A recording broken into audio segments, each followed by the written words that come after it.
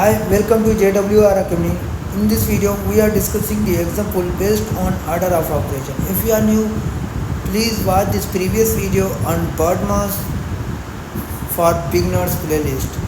Here you can see the answer is not 3. So how will get the answer 3? When with most people, genius people, solve the 3 multiply minus 1 is 3. Then 6 minus 3 is 6 minus 3. Now 6 minus 3 multiply minus 1 is 3. Here the minus 3. So 6 minus 3 is 3. So this is the wrong answer. Now according to using of symbol, so 6 minus 3 and 0 minus 1 is minus 1.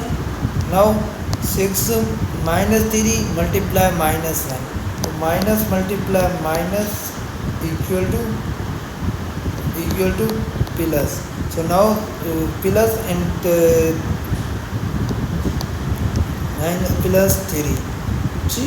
Okay, 6 plus 3 is 9. 9 is final answer of this question. If you like this video, please subscribe our YouTube channel and press the bell icon for next interesting video.